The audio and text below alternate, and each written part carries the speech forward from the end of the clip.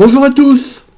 Eh bien aujourd'hui une petite variante par rapport à ma dernière vidéo, la vidéo DFT A111, où je parlais d'un petit oscillateur avec un ampli opérationnel et en contre-réaction donc un ampli, pas un ampli, un coupleur linéaire optique.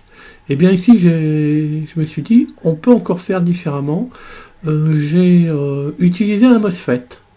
Donc on le voit là. Ici c'est un MOSFET canal N. Alors qu'est-ce qui se passe en fait si j'ai ma tension de sortie qui est élevée, je viens saturer mon MOSFET.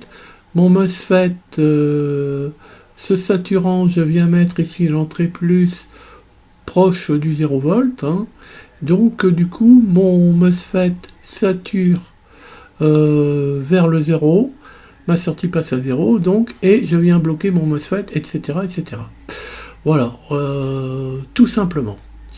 Qu'est-ce que je peux dire d'autre? Alors, attention au choix du MOSFET, son VGSTH, et je me suis fait avoir, une fois ça marchait, une fois ça marchait pas, et entre-temps j'avais eu un doute et j'avais changé de MOSFET, canal N, et en fait j'avais mis un BS 170 avec un VGSTH de 4 volts. Ça marche pas. Bon, il faut prendre un VGSTH. Vous regardez un petit peu dans le lot de votre resisteur, vous triez. Il faut qu'il soit à environ à 2 volts 5. Grosso modo, un VCC sur 2, en sachant que ben, la tension de sortie saturée du MOSFET, elle va jamais être égale à VCC. Voilà, donc voilà, 2 volts 5 c'est un bon compromis. 4 volts c'est pas bon, c'est clair. Voilà, et donc eh ben ça va aussi, enfin non, ça n'oscille pas de la même façon. Ça n'oscille pas de la même façon. Vous verrez qu'ici j'arrive à obtenir un signal en dents de scie. Alors dents de scie triangulaire. En fait j'ai deux pentes, hein. C'est peut-être on doit appeler ça, je pense, un signal triangulaire. Voilà. Alors j'ai remarqué, alors j'ai pas compris pourquoi, mais j'ai remarqué qu'avec une résistance ici de guette, ça marchait mieux.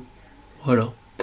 Ça marchait mieux. Alors vous verrez ici, pour l'instant on est dans l'expérimentation, hein, vous verrez ici que la tension sur le curseur doit être assez proche de 0 pour que ça fonctionne. Alors peut-être ça serait moins le cas si on allait mettre ici une résistance de drain ici. Voilà, voilà. Eh bien écoutez, allez, petite démo rapide. Et vous verrez, bon, voilà, c'est un bon, un assez beau, un assez beau triangle. Il n'est pas parfait, hein, mais il est quand même pas mal. Et il aussi à peu près ici avec le LT 1006. Hein, je pense que ce sont plutôt ses caractéristiques internes, hein, qui vont faire qui vont donner la pente en fait, hein. Pente montante, pente descendante. Voilà, c'est bon, j'ai quand même un signal beaucoup plus beau qu'avec le coupleur linéaire optique.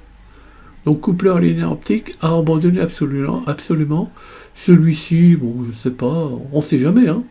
Vous pouvez avoir besoin un jour avec ce que vous avez sous la main de faire un petit montage en dents de scie. Ben voilà, sachez que ça devrait fonctionner.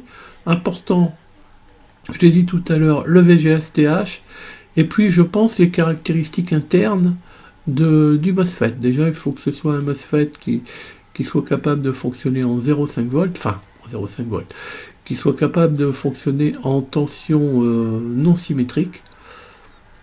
Voilà, et puis c'est tout. Allez, démo.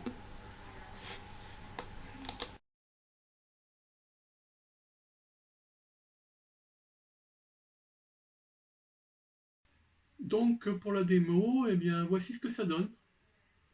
Voilà, je suis en train de toucher au potentiomètre. Voilà, donc alors voilà, là ça décroche. Voilà, donc oui, ça change un peu l'amplitude et un peu la fréquence. Voilà, donc voilà, ça vient écréter vers le bas. Parfois, voilà, là c'est écrète vers le bas. Donc c'est une solution. On peut avoir une petite dent de scie vite fait quand il nous manque du matériel. Bon, ici, avec le LT1006, parce que je pense que c'est surtout lié à ses caractéristiques, eh bien, on arrive à peu près, j'avais mesuré tout à l'heure, à quelque chose qui fait à peu près 3 volts, et là, je pense que ça dépend du MOSFET plutôt, hein. Donc, comme je disais, hein, prendre un MOSFET canal N avec un VGSTH qui est égal à peu près à VCC sur 2. Et puis voilà, bah, ça c'est pour l'amplitude.